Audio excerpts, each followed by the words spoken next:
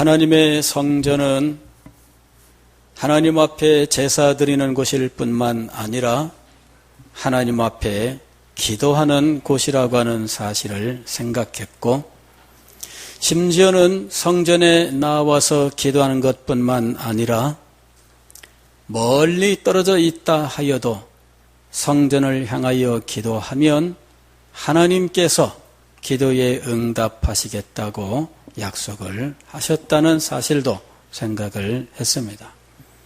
지난주에는 멀리 이방의 포로로 붙잡혀간 다니엘이 성전을 떠나 성전에 나아가 기도할 수 없는 상황에서도 하나님 앞에 성전을 향하여 기도하여 기도 응답의 삶을 살았다는 사실을 생각했습니다.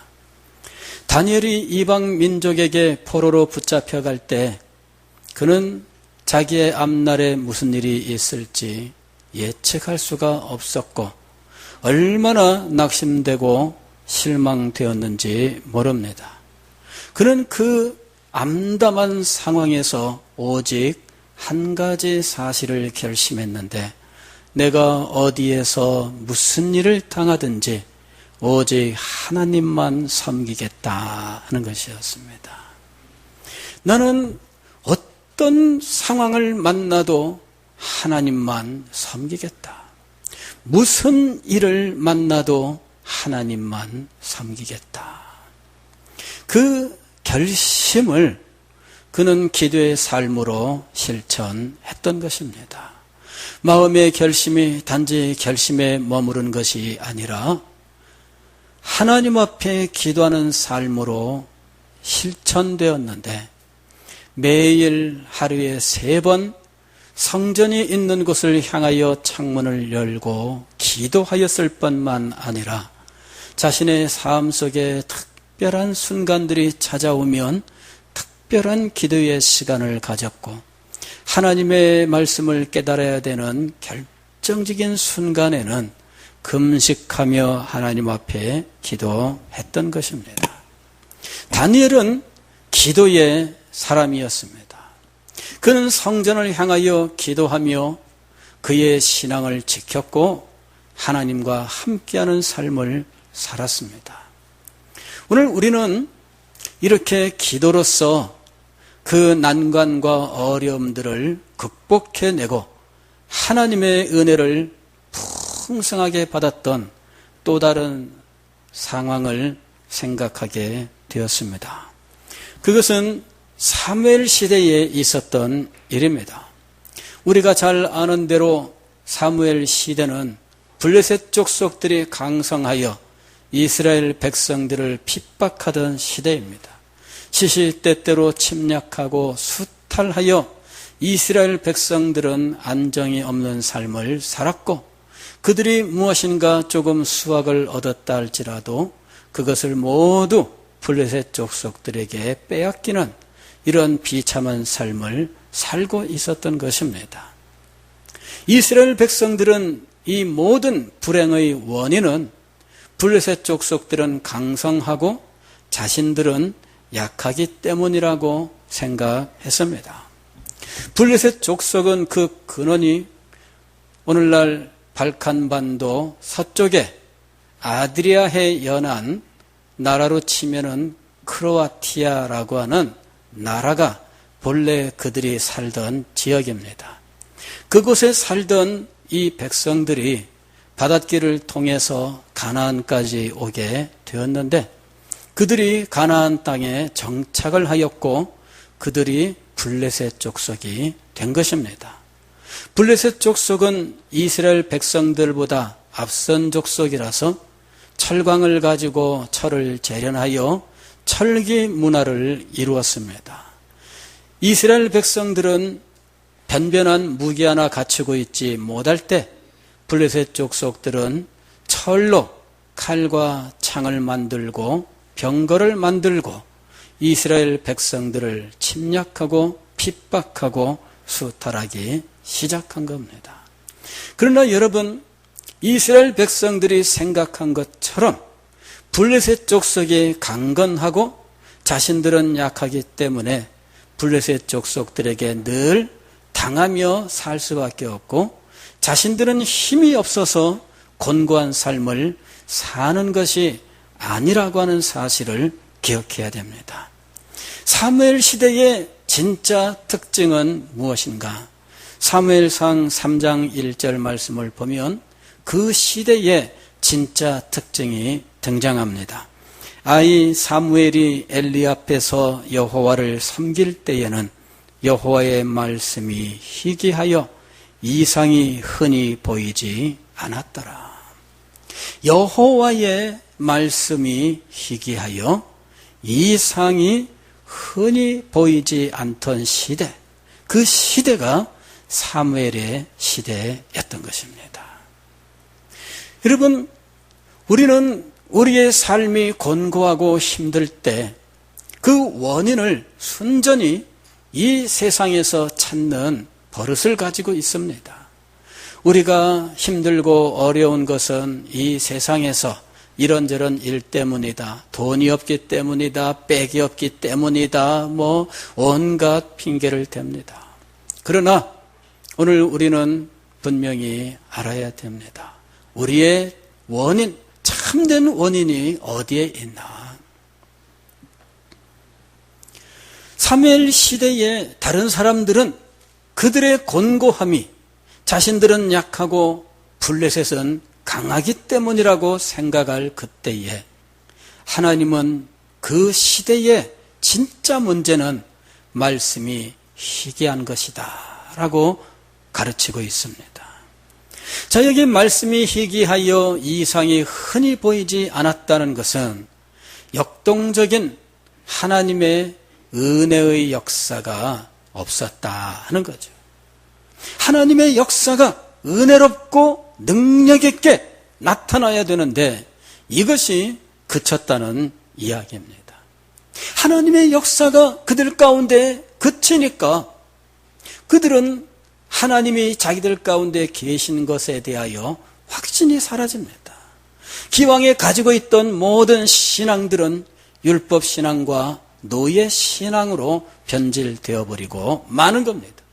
지금 우리 가운데 역사는 하나님의 은혜, 하나님의 능력이 사라지면 이제까지 우리가 붙들고 살던 신앙의 모든 삶이 하나의 계명으로 변하고 그 계명을 지켰느냐 지키지 않았느냐 계명만 붙들고 서로 싸우는 자리에 빠지게 되는 겁니다.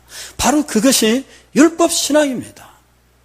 노예 신앙이라고 하는 것은 하나님 앞에서 벌 받을까 봐 벌 안 받기 위해서 최소한으로 신앙의 형식만 갖추는 것을 의미합니다. 벌만 안 받으면 되는 거예요.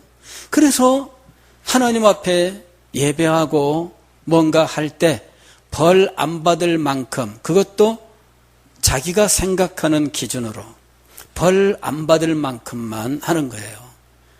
그러면서 이 벌 안 받을 만큼이라고 하는 건 뭐냐 하면은 자기 마음에 자기가 행하는 것으로 어느 정도 마음의 위안을 얻고 마음의 평안을 얻는 거죠. 노예 신앙이라고 하는 것은 하나님 앞에 받은 만큼만 행하는 것인데 하나님께 요만큼 받았다 자기 나름대로 그 값을 정하고 그만큼 행하는 겁니다.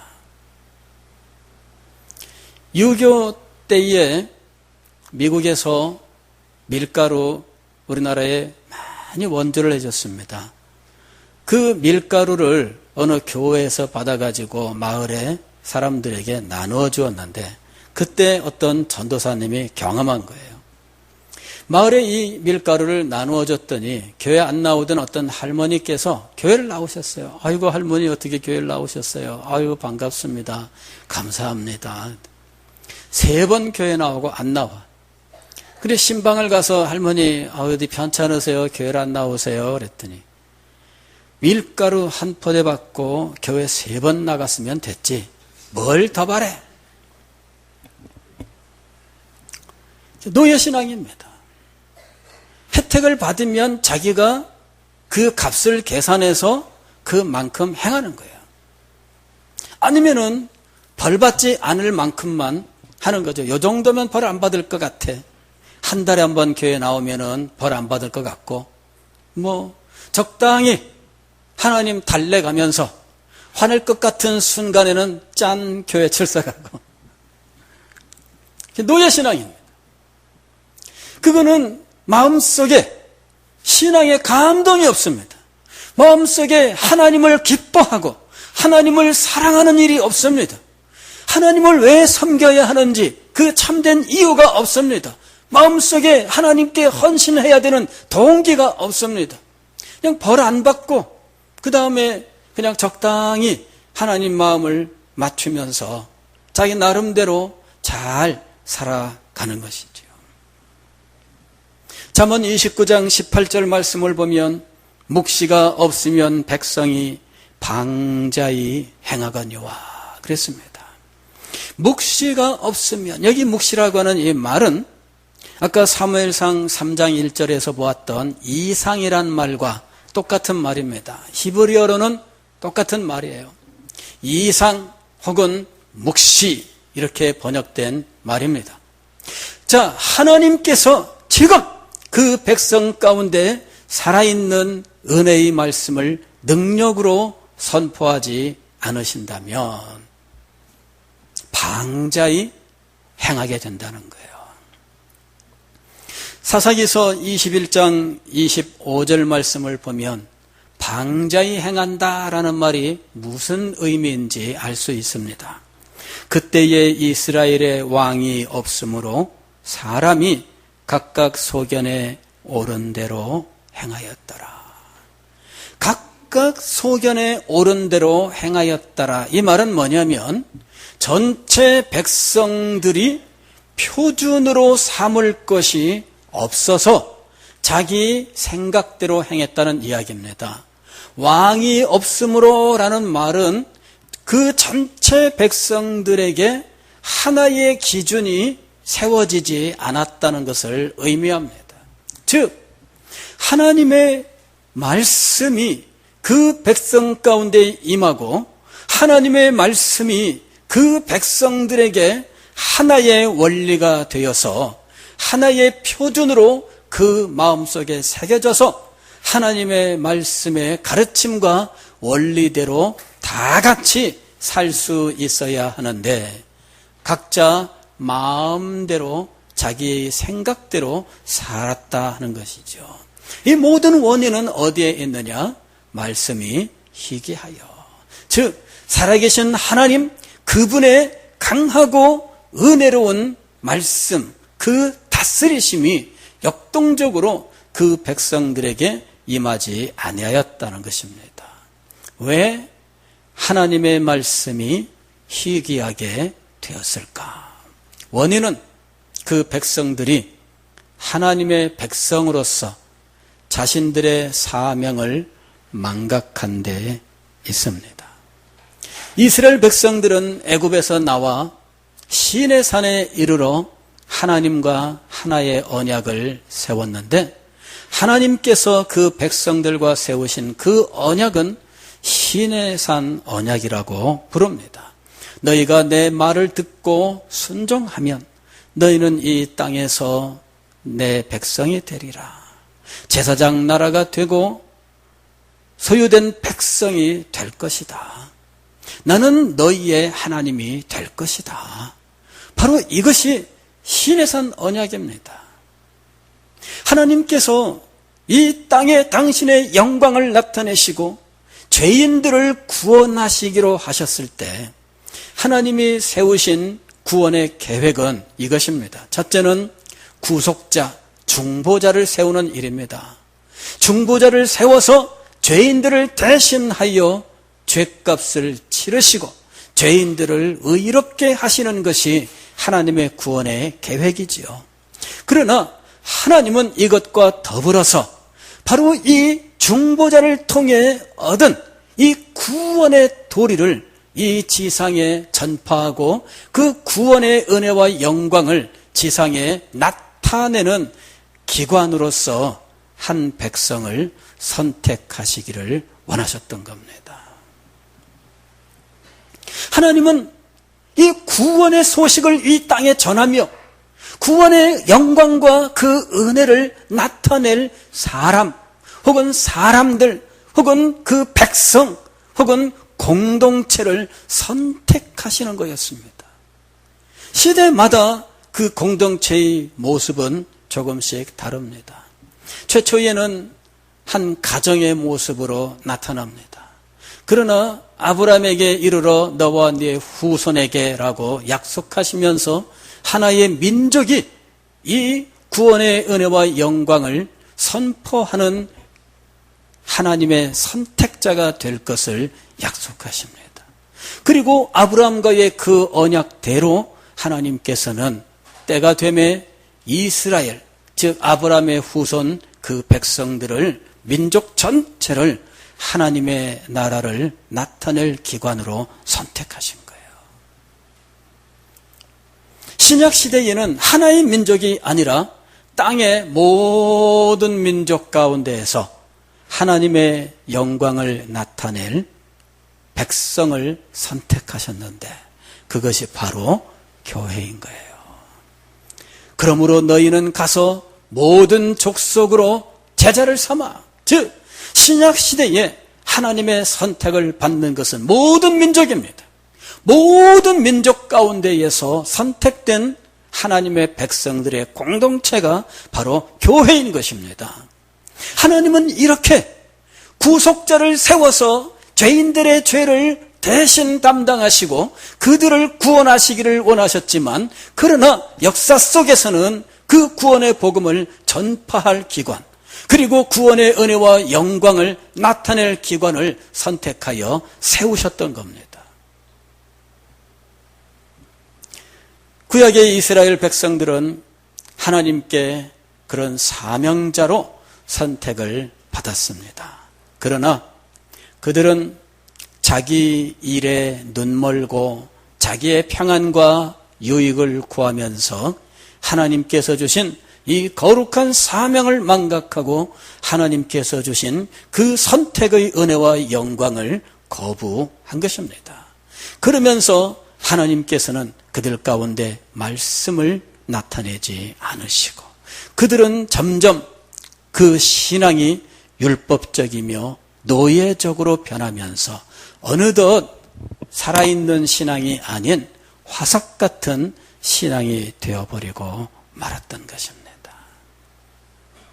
그것이 지금 이스라엘이 블레셋에게 침략을 받고 고통을 겪는 원인이었습니다.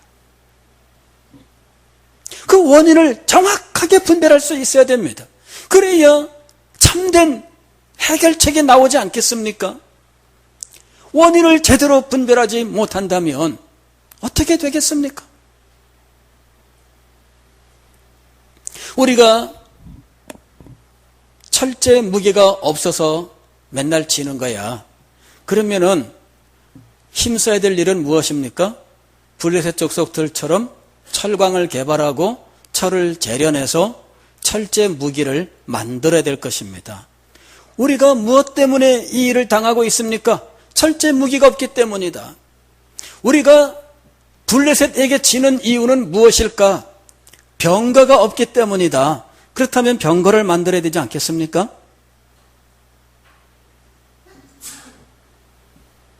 진짜 원인이 무엇입니까? 그것이 분별되어야 대책이 바로 나올 것입니다. 이스라엘 백성들은 그 원인을 제대로 분별하지 못한 채 하루하루 그저 하루살이처럼 살아갈 뿐이었습니다. 그 결과는 진정 비참한 것이죠. 어느 날 어느 해 블레셋 족속들이 쳐들어왔는데 이스라엘 백성들이 대적하기 위하여 나갔습니다. 그 당시 사사로 있던 엘리 제사장은 늙었고 그 아들들이 지도자가 되어서 이스라엘 백성들을 끌고 나갔는데 나가서 한번 전쟁을 해보니 패배해요. 그러니까 홈리와 비느하스, 이 엘리의 두 아들이 법궤를 가져와라 그랬습니다. 그래 실로에 있는 이 법궤를 끌고 오니 블레셋 족속들이 겁을 냅니다. 야, 저들이 법궤를 가지고 온대. 우리는 이제 큰일 났다. 이스라엘 백성들은 환호성을 지르고 막 난리가 났어요. 법궤가 왔다 이거죠. 법궤가 왔다. 그래서 이스라엘 백성들은 환호하고 블레셋 족속들은 겁을 내면서 다시 한번 전쟁이 붙었는데 웬일입니까? 법궤를 가진 이스라엘 백성들이 이번에도 지는 거예요. 블레셋 족속들이 이스라엘 백성들을 철저하게 공격을 해서 무너뜨렸는데 홈리와 비느하스가 현장에서 죽습니다. 법궤는 블레셋에게 뺏겨. 이 소식을 전령이 엘리 제사장에게 전하니까 엘리 제사장이 그 소식을 듣고 너무 놀래가지고 뭐라고 하면서 벌떡 자리에서 일어났는데 갑자기 핑 하면서 뒤로 넘어져서 목이 부러져 죽습니다.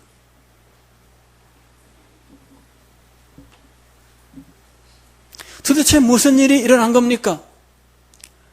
법궤를 들고 갔는데 왜 집니까? 하나님의 능력의 역사는 부적에 있는 것이 아니기 때문이에요. 어떤 사람들은 믿음이 이 속에 있지 않습니다. 목사님, 귀신이 나타나는 것 같아요. 겁나가지고서는 성경책 베고 자면 괜찮을까? 성경책 끌어안고 있으면 귀신이 안 덤빌까? 이 성경책은 우리가 함부로 할 필요는 없지만 그러나 부적은 아닙니다. 어떤 사람은요 부적을 가지고 다니면 액땜을 한다고 부적을 사가지고 다녀요. 어떤 사람이 간증을 하는데 자기가 과거에 어땠느냐, 자기는 그런 부적을 일부러 사진 않는데 누나가 그렇게 그 미신을 섬기던 사람이래요. 동생이 하도 사고치고 이렇게 어려움 겪으니까 야, 너 부적 그러면서 나 이거 부적 사왔다 그러면서 주더래. 그래가지고 부적을 어디다가 몸에다 늘 붙이고 다녀야 되는데 팬티에다가 이 부적을 바느질로 해서 탁 하니까 팬티를 입고 다니게 어디 가도 입고 다니는 거죠. 어떤 부적은요 이 부적마다 이름이 있습니다. 어떤 사람은 만사형통 부적을 샀어.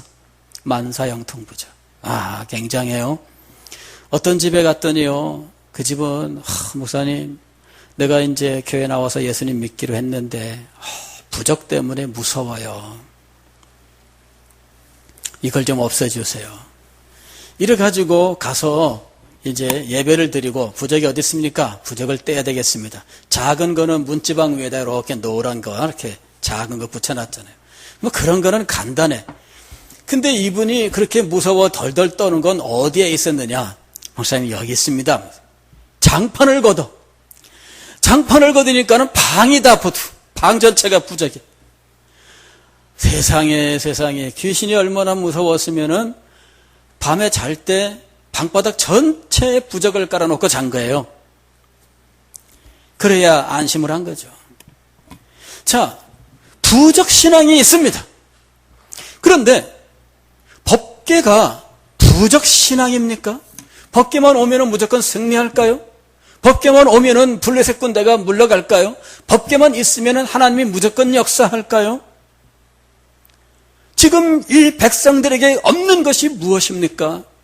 법궤가 없습니까? 하나님 앞에 드리는 번제가 없습니까? 무엇이 없는 겁니까?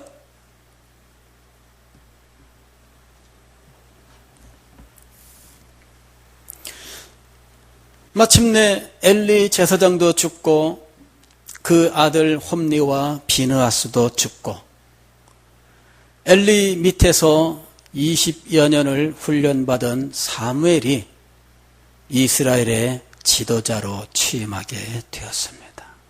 그때 사무엘이 그 백성들에게 선포한 것이 하나님의 은혜를 회복하는 하나님의 방법이었던 겁니다. 첫째, 3절 4절 봅니다. 사무엘상 3절. 사무엘이 이스라엘 온 족속에게 말하여 이르되 만일 너희가 전심으로 여호와께 돌아오려거든 이방 신들과 아스다롯을 너희 중에서 제거하고 너희 마음을 여호와께로 향하여 그만을 섬기라. 그리하면 너희를 블레셋 사람의 손에서 건져내시리라. 블레셋에게 고통당하는 이유가 어디에 있었습니까? 하나님만을 섬기지 아니한 데 있었다. 그 원인을 밝히고 있는 거예요. 자, 이스라엘 백성들은 지금 얼마나 좌절과 실망 속에서 갈 바를 알지 못하고 방황하고 있는지 모르겠습니다. 엘리 제사장도 목이 부러져 죽었습니다. 홈리와 비누아스도 전쟁 와중에 현장에서 죽었습니다. 법궤는 블레셋 족속들에게 빼앗겼습니다. 그들은 패배하여 수없이 많은 사람들이 죽고 지금은 도망쳐 벌벌 떨고 있는 상황입니다. 어떻게 해야 이 상황을 벗어날 수 있을까요? 사무엘이 그들에게 제시한 첫 번째 방법입니다. 참된 예배를 회복하라. 하나님의 백성들이 그 삶을 회복하기 위하여 취해야 될 첫 번째 길, 그것은 참된 예배의 회복입니다. 이것은 성경 전체를 통해서 우리에게 주시는 하나님의 방법이에요. 참된 예배를 회복하라. 참된 예배의 회복이 없이 우리의 삶의 회복은 있을 수 없습니다. 예배의 회복이 없이 하나님의 은혜가 어떻게 우리에게 임하겠습니까?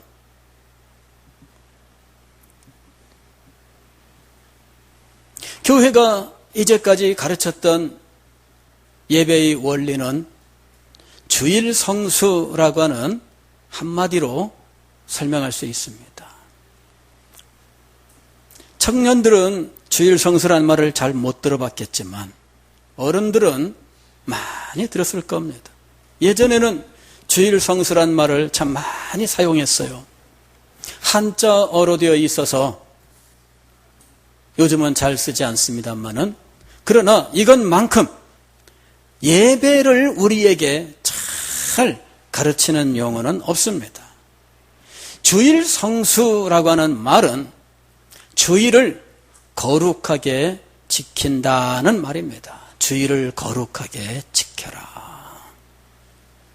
주일을 거룩하게 지키는 것이 우리의 신앙의 기본입니다.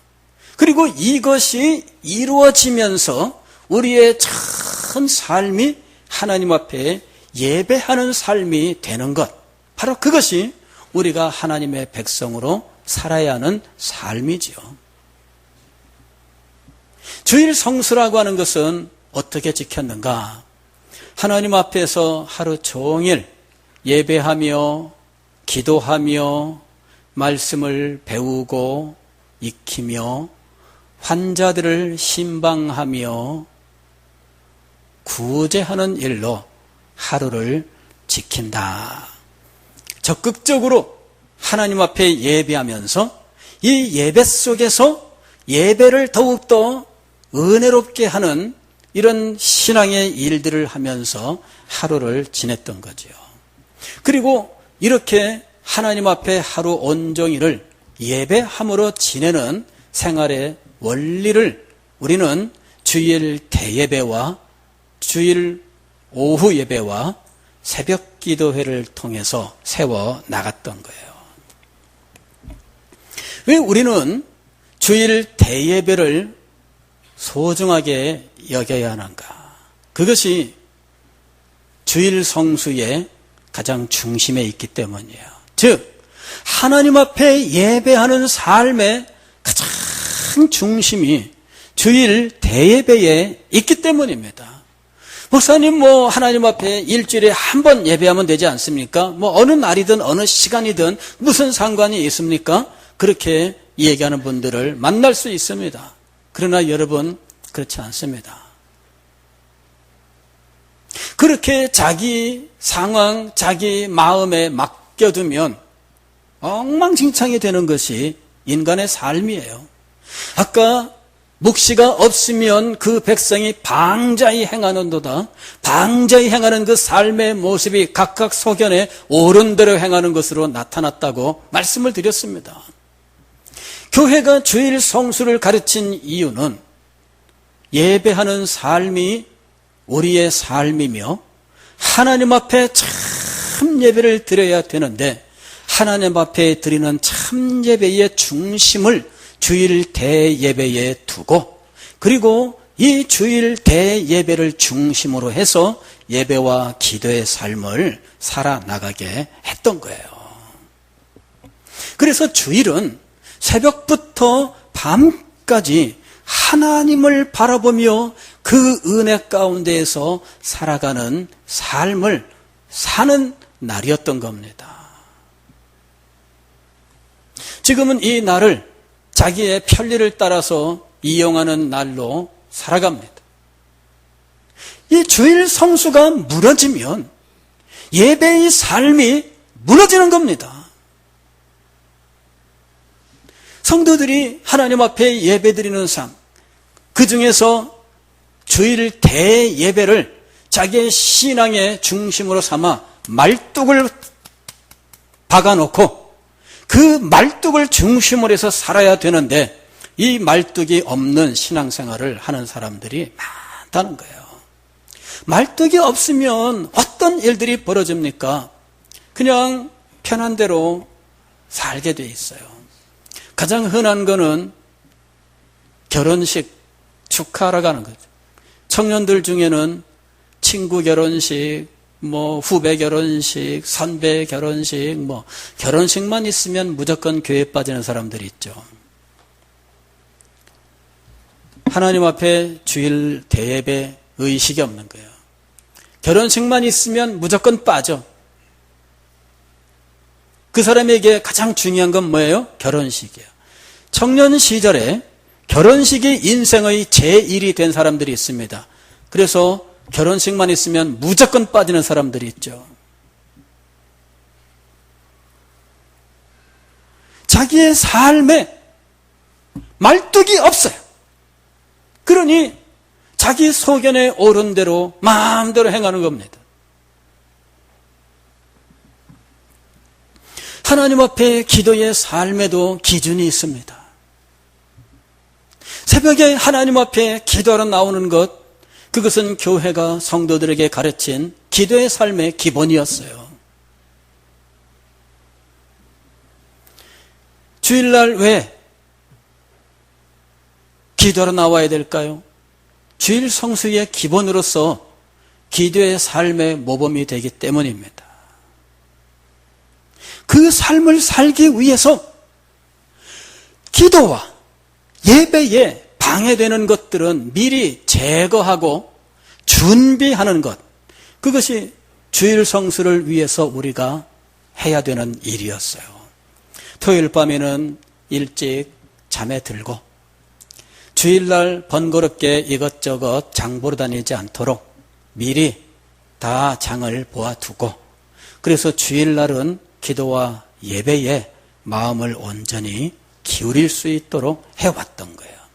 과거에 캐캐묵은 신앙생활이 아니라 하나님 앞에 참된 신앙을 세워나가기 위하여 구약시대로부터 지금까지 내려오는 신앙의 원리인 겁니다.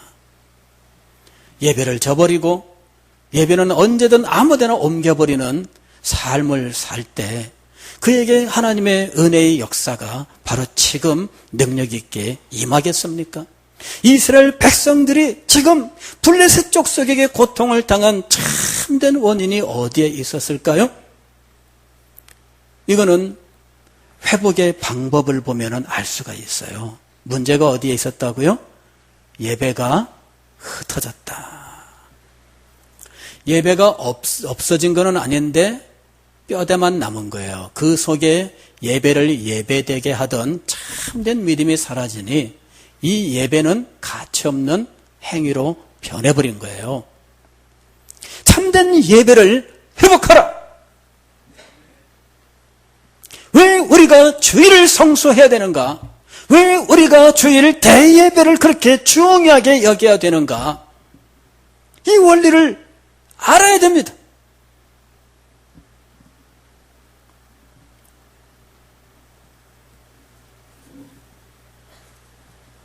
두 번째로 사무엘 선지자가 참된 예배의 회복과 더불어 제시한 것은 기도를 회복하라 하는 것입니다. 기도를 회복하라. 5절 이하의 말씀을 보면은 사무엘이 이르되 온 이스라엘은 미스바로 모이라. 내가 너희를 위하여 여호와께 기도하리라 하매 그들이 미스바에 모여 물을 길어 여호와 앞에 붓고 그날 종일 금식하고 거기에서 이르되 우리가 여호와께 범죄하였나이다 하니라. 즉 미스바라고 하는 곳에 모여서 하나님 앞에 종일 금식하면서 기도하였는데 자신들의 이제까지의 잘못된 신앙을 또 그 삶을 회개하면서 하나님 앞에 기도했습니다. 하나님의 백성들이 하나님의 은혜를 회복하기 위하여 하나님의 백성들이 그 삶의 곤고함과 그 어려운 것들을 회복하기 위하여 사무엘 선지자가 그 백성에게 제시한 두 번째 방법은 기도였어요. 기도를 회복하라. 기도를 회복하라. 예배의 회복과 기도의 회복이라고 하는 이 양대 기둥이 세워지지 않으면 신앙의 집이 제대로 세워질 수가 없습니다. 사랑하는 성도 여러분, 여러분은 자신의 삶을 제대로 분별해야 됩니다. 나는 지금 어떤 상태에 있는가? 그리고 내 삶에 이런 여러 가지 문제의 참 원인은 어디에 있는가? 살펴볼 줄 알아야 돼요. 그래야 제대로 대책을 세우는 거예요. 블레셋 족속에게 압제를 당하고 늘 패배하는 이유가 철기 무기가 없기 때문이다. 인구가 적기 때문이다. 무기가 없고 돈이 없기 때문이다. 그렇게 분석을 한다면 그쪽으로 대책을 세우겠죠. 그러나 그렇게 대책을 세운다고 해서 회복되는 것이 아니에요. 진짜 원인을 발견하세요. 하나님의 말씀이 여러분 속에 능력으로 역사하고 있습니까? 하나님께서 여러분의 삶 속에 은혜와 능력으로 나타나 여러분의 삶을 인도하고 계십니까? 하나님께서 여러분의 삶을 은혜로서 충만케 채워주시고 계십니까? 여러분은 하나님과 동행하며 하나님께서 베푸시는 은혜와 사랑을 받으면서 살아가고 있습니까? 하나님께서 여러분의 삶의 세심한 것까지 살피고 계십니까? 하나님께서 여러분에게 있습니까?